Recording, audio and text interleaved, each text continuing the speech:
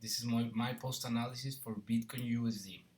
So my entire analysis was based mainly doing the time frames of 4 hours and 1 hour.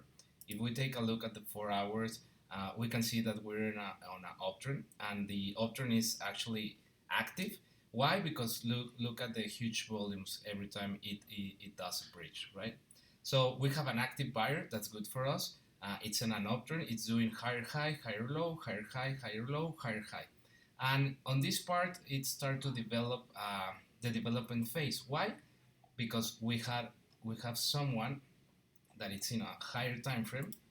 It's on the daily that might do us a challenge. So it's this guy, right? So once I started to in here. I say, okay, uh, we might have a range coming up because we have a strong territory that is on our left, right? So what I started to do is start taking a look and being patient. That's the key. So the buyer start, it went up, and here it couldn't make a hard high, right? So after that, it tried to challenge this buyer, and this buyer has a lot of volume. Actually, it's above the highest in the sky. So it's gonna be a strong territory for them, right? So I waited. My main focus in here was to trade a pullback, but mainly as a cheese trade because I have a daily here, so I didn't want to make any higher high. It was too risky for me. So I waited. Sellers coming down. Sellers fail one time. They fail again. They fail again, and they fail again. So at this point, I couldn't anticipate a trade because of the momentum of the seller, right? This could easily go like this. But I waited just in case this can in the future can convert in a trap order. So I waited for a time, and the buyer kicking in here. I was with a lot of FOMO, like, oh, I should buy it, but I didn't. Why? Because this guy, the reason I started analyzing this guy is because there was someone or something in here, right? So I didn't pull the trigger in here. I waited. I wanted to see if there's gonna be a second try. Uh, you can actually trade this very easily if you go to the 15 minutes and you can do the sell and with the exit around here in this trap order. But it's kind of risky because of the momentum, right? So I didn't want to do a counter trade. So I waited. Uh, my alarm sound in here because it was in the trap order. So I see this huge seller, and I was like, let's wait. Let's see if he can do a lower low, or if he's gonna get beaten by this trap order, right? Because if there's a lot of sellers in here that are trapped, and when they wanna close the sell, they're gonna buy, right? So I was waiting if this seller has any purpose behind, or if it's gonna have more momentum or more volume, but it didn't have any purpose, no fundamentals. The volume was really low compared to this volume of buyers. So once once it tried again, it got stuck, but I didn't want to buy it. Why? Because it's kind of risky. Just because 100 candle that has 100 retracement for the seller doesn't mean it's a buy, and not with these very low volumes. But the moment the seller tried, I was like, okay, go for it.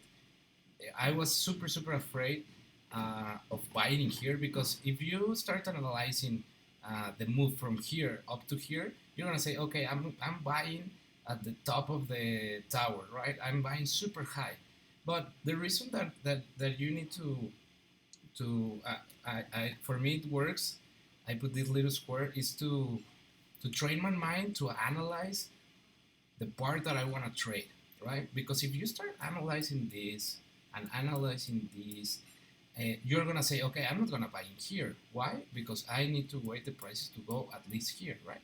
But if you start analyzing and you start putting more info in your story, it will be easier to trade these cheese trades, right? So for me, it was all about getting the cheese trade right. So in here I have my first instant for the range, my second incident and my third incident. So in here I was okay. I have I have more chances of the buy than on the sell because I'm selling. If I want to short, I'm selling in buyer's territory. But if I'm buying in a trap order and in buyer's territory. So I have more chances to win, right? Because you're never gonna be 100% right. You just need to reduce the percentage of being wrong, right? So I get in here. I didn't want to make a higher high because we have the daily. The daily is in here. So I was afraid of the daily. So I just wanted to try the cheese trade. So I get out in the first resistance and it was at 2, 2.07 hours. Um, I didn't want to put myself in a break-even position here because I wanted to see if there's one more test, right? Because if there's one more test and they fail, well, probably I couldn't aim higher, right? But at that time I was not in here, so I didn't put my stop loss to break even. I just reduced my stop loss to here, just in case this money spot is broken. Well, then I can get better prices in here, right? So once this candle appeared, this candle was a little bit bigger than other candles, so I was okay. It's time for me to add more position. So I add a little bit of position in here, and I get out really soon in here, right? I didn't want to make a higher high because I didn't know if this seller was going to react again, or if this buyer had the power for it, but I didn't trust this buyer, so I waited.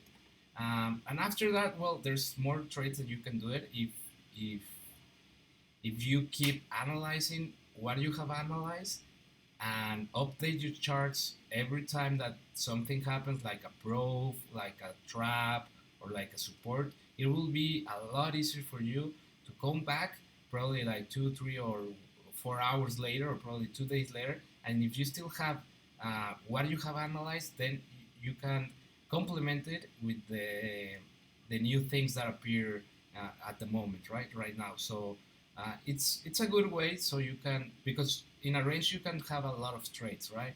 You can have a lot of cheese trades, but always remember to be in the extremes, right? You don't want to be at the middle of the range. Middle of the range, it's a lot of pain. It's a lot of pain, and the risk reward